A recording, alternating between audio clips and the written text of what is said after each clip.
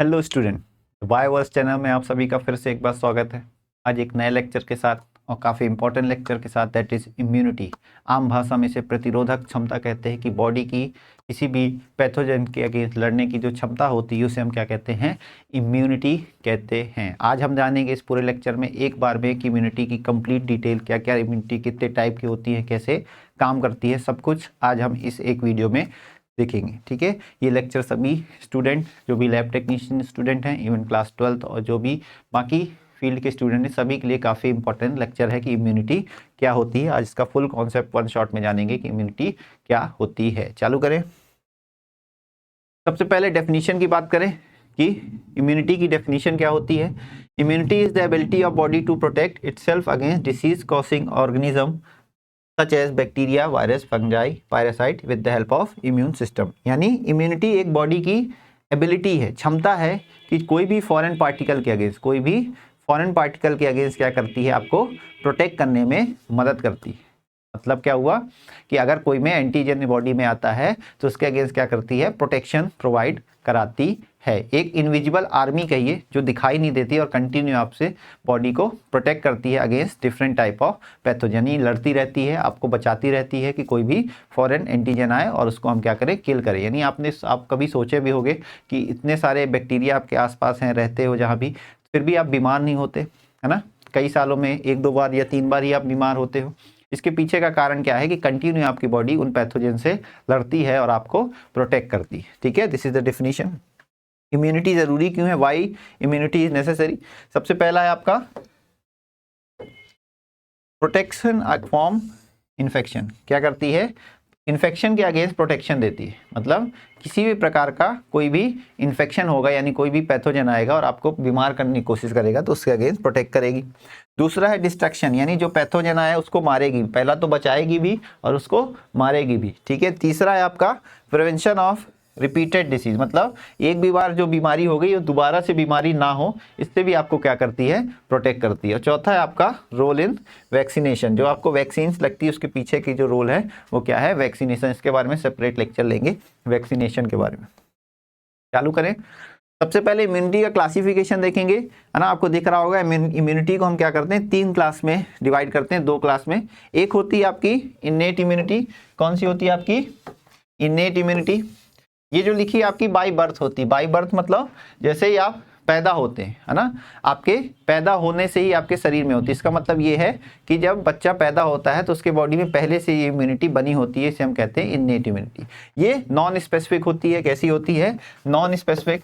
Non specific के मतलब कि सभी पैथोजन के लिए बराबर से काम करेगी। ऐसा नहीं होगा कि किसी एक आदमी में अलग काम करेगी, एक बैक्टीरिया के लिए अलग काम करेगी, सभी के लिए बराबरी से मदद करेगी आपको प्रोटेक्शन। जबकि एक्वायर्ड इम्यूनिटी क्या होती है, आपके आफ्टर बर्थ बनती है। कहाँ बनती है, आफ्टर बर्थ बनती है। और ये स्पेसिफिक होती है। क्या होती है, स्पेसिफिक, यानी पर्टिकुलर एंटीजन के अगेंस्ट काम करती है। इसमें 2 टाइप के और है। एक होता है आपका first line of defence, second line of defence और थर्ड लाइन। डिफेंस सिस्टम मतलब जैसे आपने कभी युद्ध देखा होगा तो दीवारें होती हैं, किला होते हैं, सैनिक आगे होते हैं, फिर पीछे होते हैं। वैसे ही आपके शरीर में सेम वैसे ही एक आर्मी है जो आपको प्रोटेक्ट करती है 3 तरीकों से।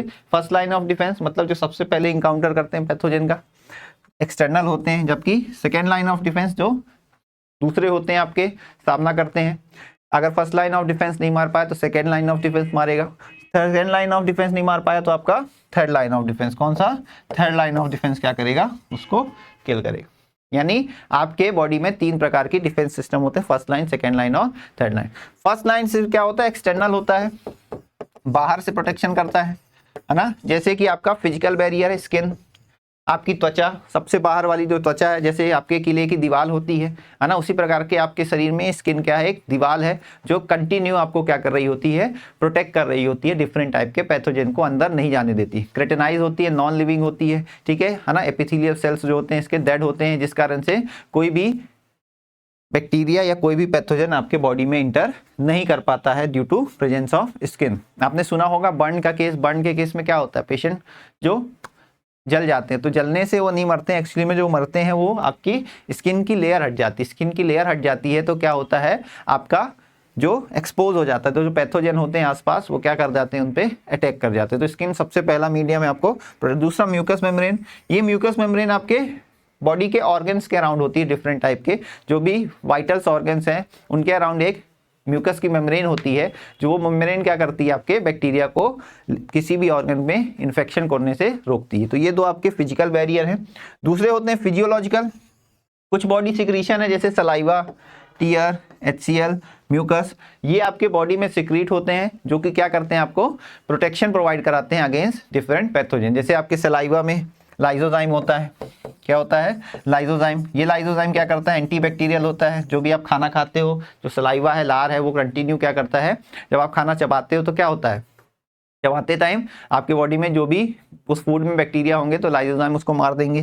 टीयर्स, आंसू, जो आंखों में टीयर्स होते हैं, आंसू होते हैं, उसमें भी लाइजोजाइम होता है, एंटीबैक्टीरियल होता है जो कि आपको प्रोटेक्शन प्रोवाइड कराता है। तीसरा स्टमक, स्टमक में HCl होता है, हाईली एसिडिक pH होता है जिस कारण से बैक्टीरिया जो भी होंगे उस खाने में वो मर जाएंगे। और चौथा है आपका म्यूकस। म्यूकस जो आपके ईयर में होता है, थ्रोट में होता है, गले में होता है, तो वो क्या करता है, इन बैक्टीरिया को अंदर नहीं जाने देता। आपके बॉडी में इन्फेक्शन होने के जो रूट्स होते हैं ना, क्या क्या रूट्स हो सकते हैं आपके बॉडी में इन्फेक्शन होने की अगर बात करें हम तो, है ना, बहुत आसान सा है। एक तो आपका आई है, आंखों से हो सकता है। एक आपका माउथ है, माउथ से हो सकता है। तीसरा आपका नोज है, नोज से कोई बैक्टीरिया इंटर हो सकता है। चौथा आपका क्या है, ट्रैकिया है, जिससे आप सांस लेते हैं, उससे आपके कहाँ चला जाएगा, लंग्स में चला जाएगा। कहाँ चला जाएगा? लंग्स में। चौथा है आपका ईसोफेगस है, फूड पाइप है ना, स्टमक या ईसोफेगस कहें आप, ईसोफेगस। और आपका ये क्या था ऊपर, ट्रैकिया या विंड पाइप, जिसके थ्रू आपका इन्फेक्शन जा रहा होता है। तो ये रूट है। इसके अलावा रिप्रोडक्टिव, ये सब डिफरेंट बॉडी के रूट हैं जिसके थ्रू आपको इन्फेक्शन होता है। आई के थ्रू तो यहाँ आपको पहले से परमानेंट क्या प्रेजेंट है, जैसे आपके माउथ में रूट है तो सलाइवा प्रेजेंट है, आंखों में तो टीयर्स प्रेजेंट है, माउथ में तो HCl प्रेजेंट है, आपके रेस्पिरेटरी ट्रैक में तो यहाँ पे पहले से बने बनाए बैरियर दे दिया है भगवान ने, बाय गॉड, आपको against protection different type of pathogen जो क्या करेंगे, इन बैक्टीरिया को ग्रो नहीं होने देंगे। ये फर्स्ट लाइन ऑफ डिफेंस है। अगर इससे बैक्टीरिया बच जाता है तो देन आपके बॉडी में चालू होता है second line of defence, that is cellular barrier, inflammation, fever, cytokinin barriers. इनके बारे में डिटेल में देखेंगे क्या होते हैं।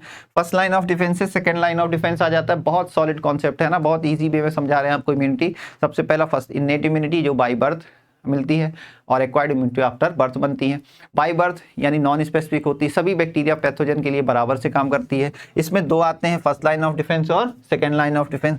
फर्स्ट लाइन ऑफ डिफेंस में फिजिकल बैरियर और फिजियोलॉजिकल बैरियर। फिजिकल में स्किन म्यूकस, इसमें सलाइवा, टीयर और HCl और म्यूकस। सबका काम बता दिया। सलाइवा खाने में जो हो, HCl जो आपके स्टमक में जाए बैक्टीरिया, टीयर आपके आंसू में, म्यूकस आपके रेस्पिरेटरी ट्रैक में आपके प्रेजेंट होता है। ठीक है, चालू करें। और नोज में अब बात करते हैं सेकेंड लाइन ऑफ डिफेंस। किसकी बात करें अगर, सेकेंड लाइन ऑफ डिफेंस में सबसे पहला बैरियर है दैट इज सेलुलर बैरियर। कौन सा बैरियर है आपका?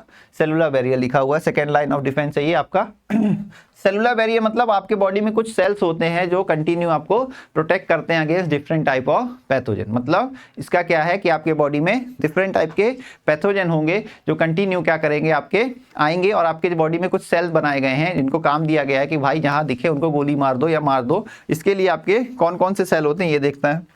आपके एक होते हैं फैगोसाइटिक सेल्स और दूसरे होते हैं आपके नॉन फैगोसाइटिक।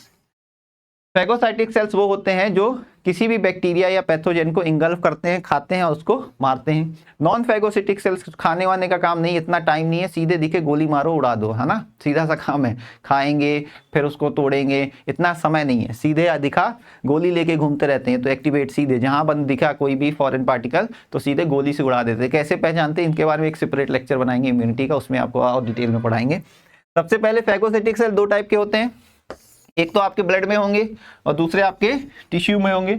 ब्लड में दो होते हैं आपके मोनोसाइट सेल्स और न्यूट्रोसेल। इनको जिम्मा दिया गया, काम दिया गया, भाई तुम्हारा काम क्या है कि कोई भी ब्लड में पैथोजन आता है तो तुम उसको खाओ, मारो और खत्म करो, ये तुम्हारी जवाबदारी। जैसे घर में काम डिवाइड रहता है, तुम्हें ये करना है, तुम्हें वो करना है ना, सेम उसी प्रकार से इनका काम क्या है कि आपको ये करना है।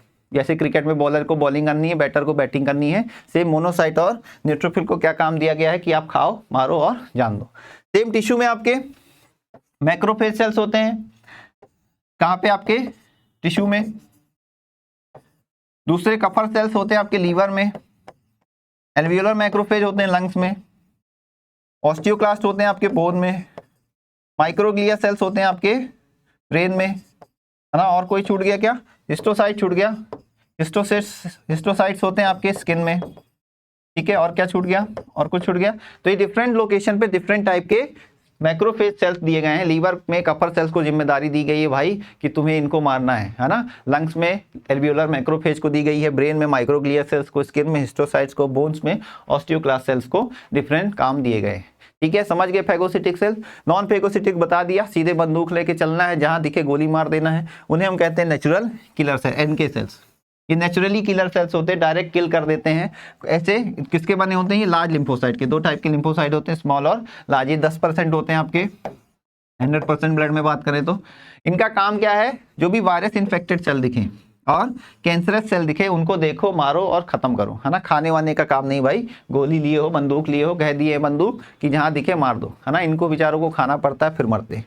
समझ गए सेलुलर बैरियर, बहुत बढ़िया। आगे बढ़े। उसके बाद है इन्फ्लामेशन। क्या होता है, इन्फ्लामेशन। सुपर कॉन्सेप्ट है इन्फ्लामेशन। क्या है, आपके बॉडी में कहीं भी देखते होगे चोट लग जाती है तो वहाँ स्वेलिंग आ जाती है भाई, जलने लगता है, लाल पड़ जाता है, दर्द होता है। तो ये आपको प्रोटेक्ट करने के लिए होता है ना। Inflammation is a mechanism of protection, immunity का पार्ट है इन्फ्लामेशन। कैसे होता है, मान लो कहीं भी आपको टिश्यू इंजरी हुई, वहाँ से ब्लड बहता है, तो क्या होगा, वहाँ की जो ब्लड वेसल होती है कैसे काम करेगा, जैसे ही आपको कहीं चोट लग गई, कट लग गया मान लीजिए, तो वहाँ से ब्लड बहेगा। जब ब्लड बहता है तो क्या होता है, आपका कहीं भी चोट लगे तो वहां की जो ब्लड वेसल्स होती हैं वो क्या हो जाती हैं, डायलेट हो जाती हैं। क्या हो जाती हैं, डायलेट। डायलेट होने से क्या होता है, वहां पे ब्लड का फ्लो बढ़ जाता है। ब्लड का फ्लो बढ़ाई, क्यों बढ़ा दिया, क्योंकि ज्यादा से ज्यादा मात्रा में वहां ब्लड जाए और उस इंजर्ड साइड पे कोई भी बैक्टीरिया आया है या पैथोजन आया है तो उसको मारा जा सके। तो सबसे पहला काम क्या होता है, आपकी ब्लड वेसल्स डायलेट हो जाती हैं, मतलब बड़ी हो जाती हैं, जिससे वहां पे क्या होता है, ब्लड फ्लो इंक्रीज हो जाता है।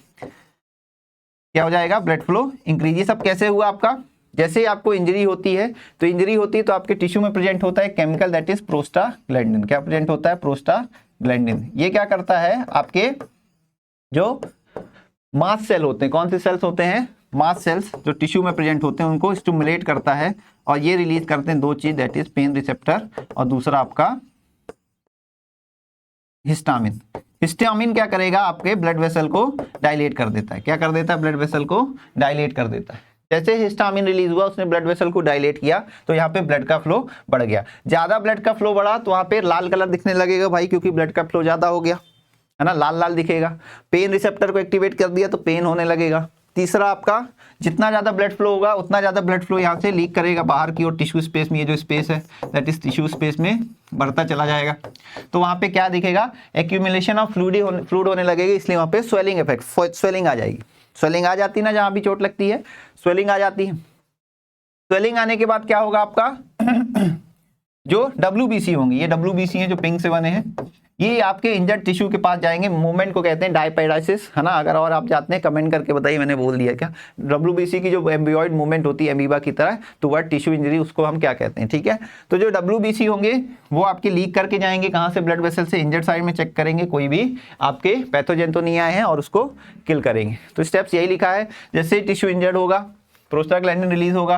प्रोस्टाग्लैंडिन किसको स्टिमुलेट करेगा, पेन रिसेप्टर और मास्ट सेल को। सुपर कॉन्सेप्ट, बहुत इजी, ठीक है। वो क्या रिलीज करेगा, हिस्टामिन। हिस्टामिन क्या करेगा, वैसोडाइलेशन किसका, ब्लड वेसल्स का, है ना। ब्लड वेसल्स का क्या करेगा, वैसोडाइलेशन, ब्लड वेसल का साइज बढ़ जाएगा, जिससे ब्लड वेसल डायलेट हो जाएंगी, जिससे इंक्रीज हो जाएगी क्या, ब्लड सप्लाई।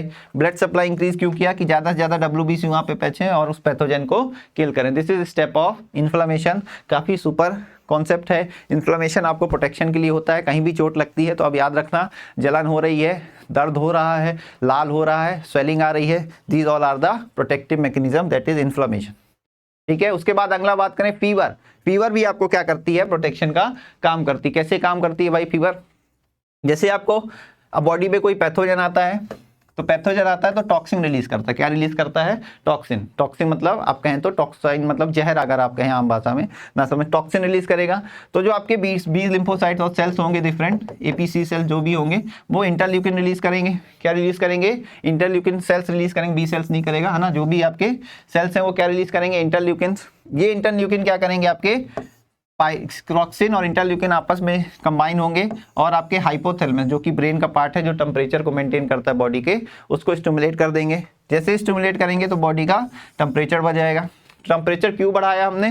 टेम्परेचर हमने इसलिए बढ़ाया क्योंकि हमें पता है कि जो बैक्टीरिया है उसमें एंजाइम्स हैं, वो एंजाइम एक पर्टिकुलर टेम्परेचर पे काम करते हैं। अगर हम टेम्परेचर बढ़ा देंगे तो एंजाइम की एक्टिविटी कम हो जाएगी, एंजाइम की एक्टिविटी कम हो जाएगी तो बैक्टीरिया मर जाएगा। लेकिन होता क्या है कि फीवर आने पे आपके बॉडी के भी एंजाइम काम नहीं कर पाते।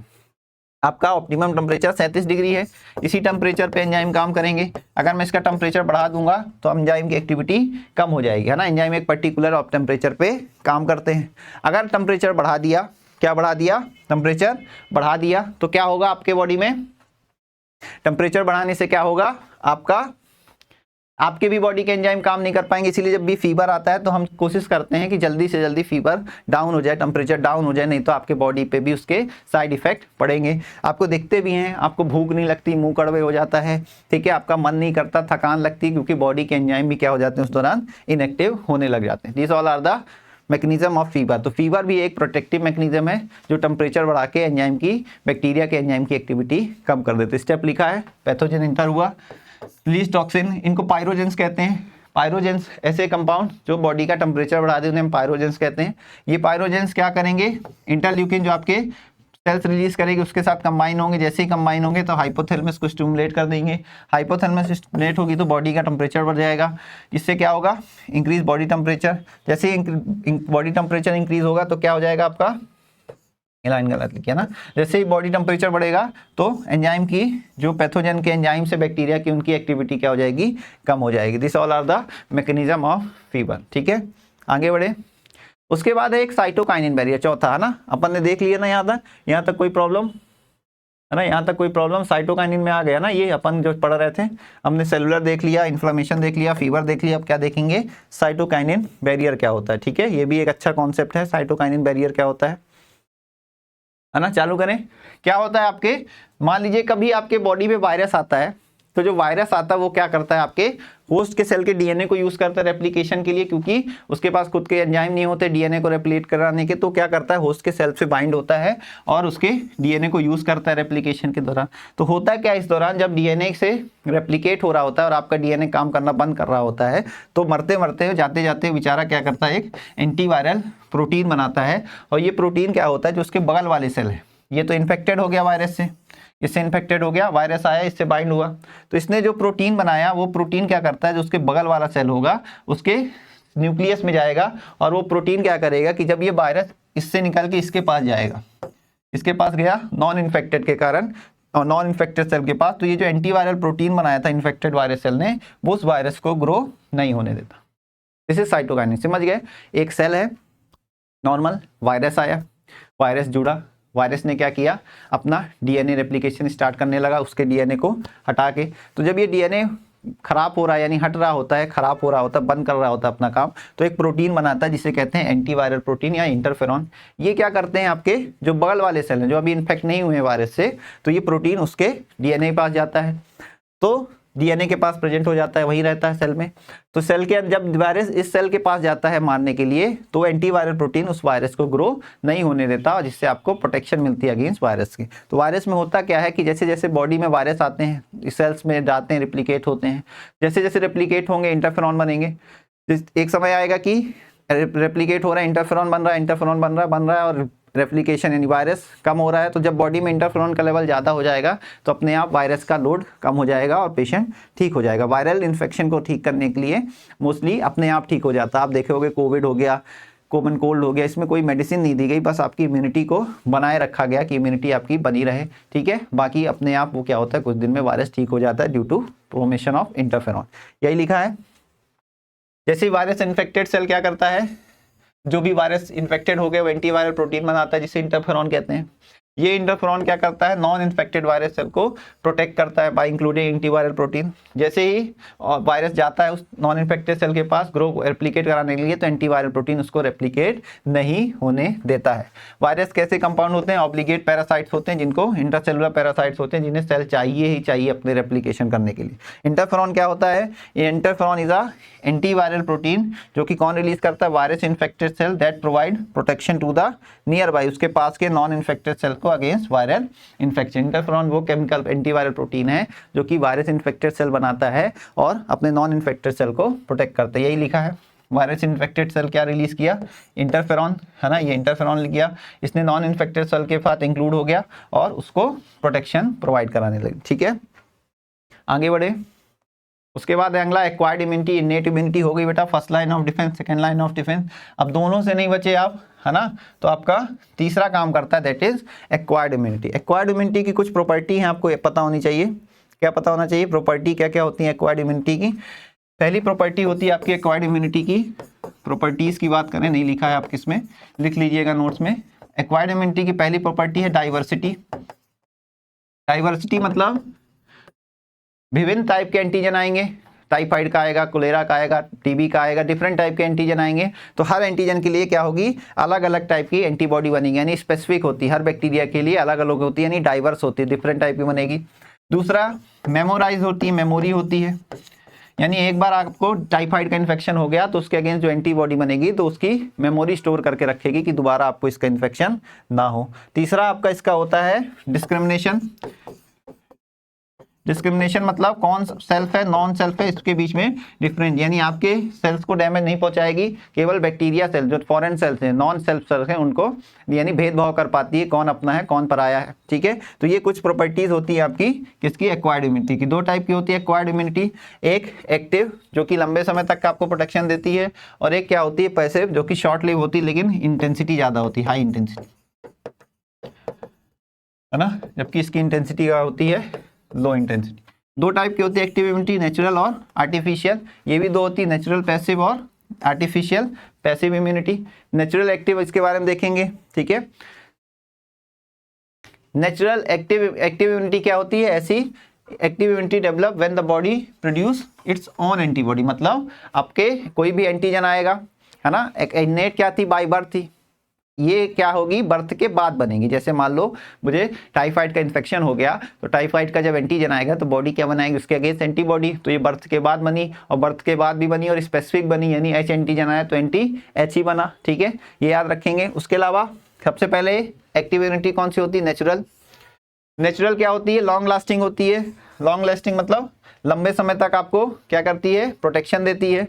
ये क्या होती है आपके, develop after natural antigen contact, मतलब जैसे ही कोई एंटीजन आया, मान लो टाइफाइड का एंटीजन आया, तो उसके अगेंस्ट बॉडी अपने आप, आपके बॉडी में ऐसा एक इम्यून सिस्टम डेवलप है कि अपने आप क्या करेगी, उसके अगेंस्ट एंटीबॉडी बना लेगी। ठीक है, टाइम लगेगा, धीमे धीमे बनेगी, लेकिन लंबे समय तक आपको प्रोटेक्शन देगी। ठीक है, समझ गए, that the body develop immunity by itself. इसका लाइन का बहुत इंपॉर्टेंट मतलब है कि बॉडी खुद बना लेगी, किसी की आवश्यकता नहीं, बस एंटीजन आया टाइफाइड का तो उसके अगेंस्ट हमने एंटीबॉडी बना ली, इसे हम कहते हैं natural active immunity. Artificial active immunity क्या है कि हम रेडीमेड एंटीजन, आपको बने बनाए एंटीजन प्रोवाइड कराएं।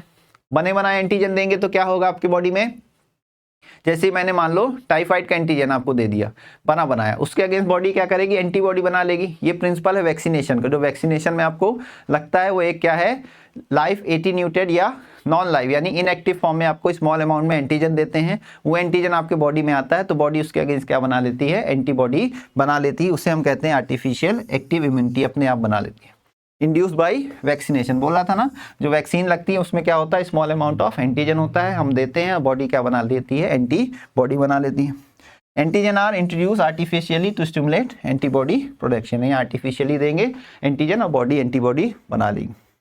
लास्ट है आपका पैसिव इम्यूनिटी, ये शॉर्ट लिव होती है, यानी हाई इंटेंसिटी, मतलब डोज अच्छा खासा होता है लेकिन कम समय तक आपको प्रोटेक्शन देती है। इसमें क्या लिखा है, रेडीमेड एंटीबॉडी देते हैं हम।